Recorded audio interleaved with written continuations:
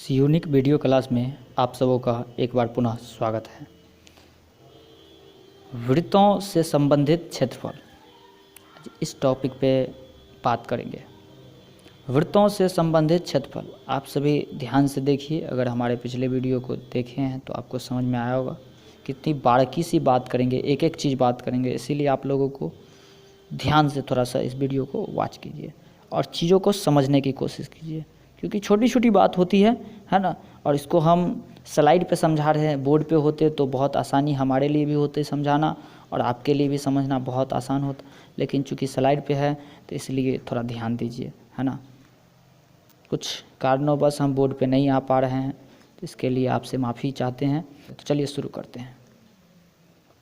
तो वृत्तों से संबंधित क्षेत्रफल, इसका बात करते हैं। तो जैसे देखिए, सबसे पहले हम बात करेंगे कि परिमाप, वृत्त का परिमाप और क्षेत्रफल कैसे क्या होता है ना।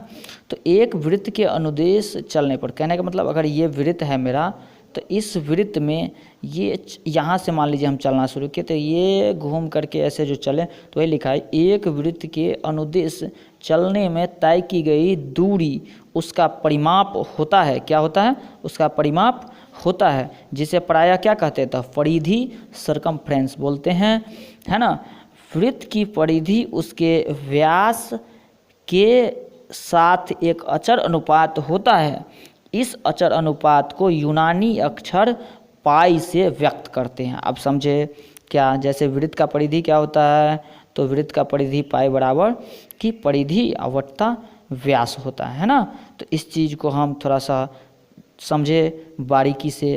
तो देखिए, इसको इस प्रकार से हम, जैसे कि परिधि क्या होता है? तो ये होता है, तो इसीलिए परिधि क्या हो गया कि पाई गुने व्यास हो गया, है ना। और इसको अगर व्यास का मतलब क्या होता है? तो 2r होता है, तो इसीलिए यहाँ से ये मेरा क्या हो जाएगा? परिधि। तो परिधि बराबर कि 2 पाई r, है ना। अगर वृत्त का क्षेत्रफल का बात करें तो क्या हो जाएगा? पाई r स्क्वायर हो जाएगा। ठीक है, इस बात का ध्यान रखिए। अब एक बात समझे, अभी जैसे कि हम बोले कि व्यास क्या होता है? तो त्रिज्या का दुगुना होता है, तो इसीलिए d बराबर 2r बोलते हैं। यहाँ d क्या है?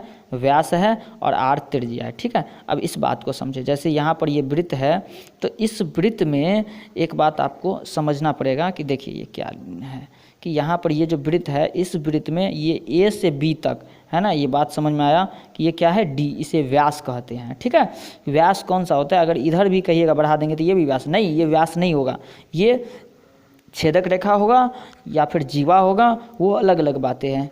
जब कोई रेखा ऐसे बढ़ाएंगे और इस केंद्र से होके गुजरेगा, तब उसे हम क्या कहते हैं? तो व्यास कहते हैं।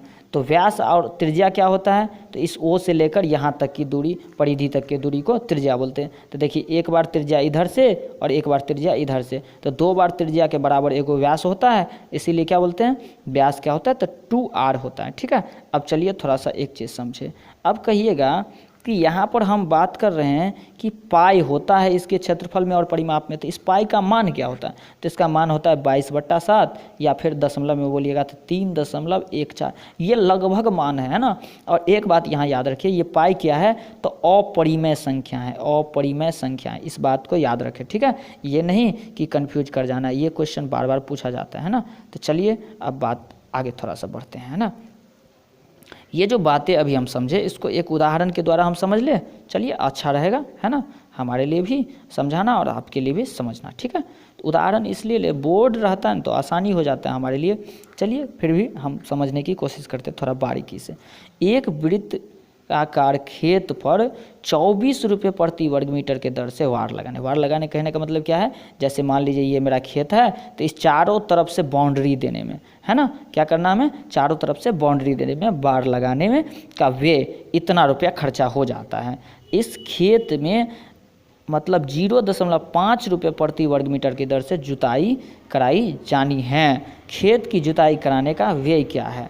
अब देखिए, यहाँ पर बात हो रहा है कि पाई का मान 22/7 लेना। चलिए अब इस सवाल को देखते हैं कि हम कैसे सॉल्व कर सकते हैं ना। तो चलिए इसको समझने की कोशिश करते हैं। तो हम सबसे पहले वार की लंबाई निकालेंगे, मतलब ये चारों तरफ से कितना गोल घेरा है। तो इसके लिए क्या हो जाएगा, पूरा खर्च और दर क्या है, तो 24 है। तो 24 रुपया को क्या करेंगे, पूरे खर्च से भाग देंगे। तो हमको पता चल रहा है यहाँ क्या है कि 220 मीटर ये गोल परिधि है की लंबाई है।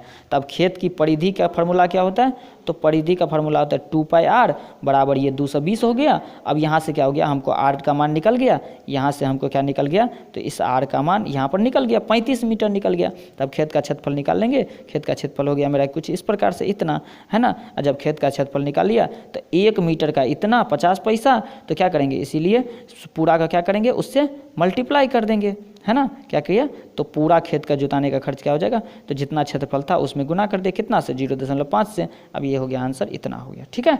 अब चलिए थोड़ी सी इससे आगे की बातें करते हैं। उम्मीद करते हैं यहाँ तक आपको समझ में आया होगा। अब बात करते हैं त्रिज्याखंड। त्रिज्याखंड क्या होता है ना। तो त्रिज्याखंड को देखिए, एक वृत्तीय क्षेत्र का वह भाग जो त्रिज्याओं के संगत चाप से घिरा परिबद्ध हो, उस वृत्त का त्रिज्याखंड कहलाता है। जैसे कहने का मतलब AOB त्रिज्याखंड का कोण है। जैसे मान लीजिए, कहने का मतलब, इसको थोड़ा सा हम फोटो को अगर बड़ा करें तो इस बात को आप स्पष्ट समझ पाइएगा। देखिए, जैसे इस फोटो को अगर बात करें तो देखिए, इसको समझने की कोशिश करिए।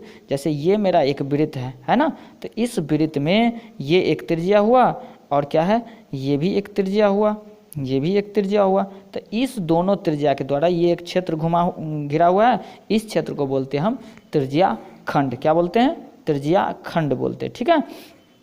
अच्छा, अब बात करते हैं थोड़ी सी आगे की, है ना। इसमें क्या लिखा है, जैसे देखिए, अब इस त्रिज्याखंड में इसको क्या बोलते थे, ये जो ऊपर से बड़ा वाला भाग है, ये इतना भाग है, इसको बोलते हैं दीर्घ त्रिज्याखंड। और कहिएगा कि इधर जो ये छोटा वाला भाग है, ये छोटा वाला, तो इसको क्या बोलते थे, इसको बोलते हैं लघु त्रिज्याखंड, ठीक है। इस बात को याद रखिएगा। चलिए अब थोड़ा सा आगे वाला बात करें, है ना। तो इसको अब जैसे यहाँ पर देखिए, एक वाली बात समझें। कहने का मतलब, अगर इसका ये जो घेरा हुआ भाग है, इसको क्या कहेंगे, तो इसको क्या कहेंगे, तो इसको हम वृत्तखंड बोलते हैं। क्या बोलते हैं, इसको वृत्तखंड बोलते हैं। इसमें त्रिज्या का कोई रोल नहीं है, इसीलिए इसको त्रिज्याखंड नहीं बोलेंगे, इसको बल्कि क्या बोलेंगे, तो इसको क्या बोलेंगे, तो इसको वृत्तखंड बोलेंगे, ठीक है। चलिए अब इसको वृत्तखंड को थोड़ा सा हम शब्द में भी समझ लें कि वृत्तखंड माने क्या। तो देखिए, वृत्तखंड माने क्या होता है, तो कहने का, वृत्त की जीवा तथा चाप के घिरे हुए को वृत्तखंड बोलते हैं। जैसे APB लघु वृत्तखंड, दीर्घ वृत्तखंड। जैसे कहने का मतलब क्या हो गया, यहाँ पर इस बात को थोड़ा सा समझें। जैसे कहने का मतलब, ये जो बड़का पार्ट हुआ ये दीर्घ वृत्तखंड, और ये जो छोटा वाला पार्ट है, ये छोटा वाला, इसको क्या कहेंगे, तो लघु वृत्तखंड कहेंगे, ठीक है। चलिए ये बातें क्लियर हो गया। अब हम थोड़ा सा आगे बढ़ते हैं। अब इसका क्षेत्रफल वगैरह देखते हैं कि कैसे क्या हो सकता है ना। तो चलिए इसको देखें कि त्रिज्याखंड का क्षेत्रफल, जब कोई केंद्र पर बने कोण का आंशिक मान, जब पूरा वृत्त बोलते हैं तो इसका मतलब केंद्र पर कितना कोण है, इस केंद्र पर बोलते हैं इसका मतलब 360 है, कुछ नहीं बोला गया। तो आप तो कह रहे हैं कि माप 360 है।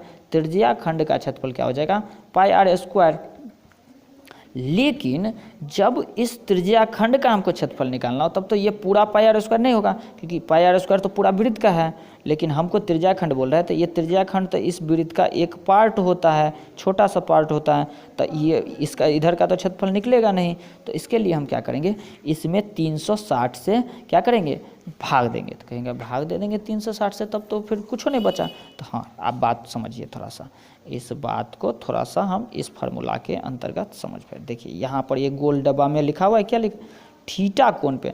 तो जब ये त्रिज्याखंड हम ऐसे बनाएंगे तो यहाँ पर कुछ ना कुछ तो थीटा कोण भी होगा ना। तो वो कोण कितना है, उस कोण को इस πr² में मल्टीप्लाई करेंगे, और क्या करेंगे, तो उसके बाद 360 से भाग देंगे। हम डायरेक्ट 360 से भाग नहीं देंगे, पहले कितना कोण बना रहा है केंद्र पे उसको निकाल करके, और वो निकालेंगे नहीं, बेसिकली हमको दिया रहता है ना, तो उसको पहले उसमें तो θ/360 से उस πr² में गुना किया जाता है, तब जाके उसे बोलते हैं हम त्रिज्याखंड का क्षेत्रफल। बात समझ में आया। चलिए इसी तरह संपूर्ण, अगर मान लीजिए चाप बोले तो 2πr होता है, और इसी पर थीटा कोण पे है तो संगत चाप निकालना है, तो क्या θ/360 2πr, ठीक है। तो ये बातें हमको समझ में आ गया।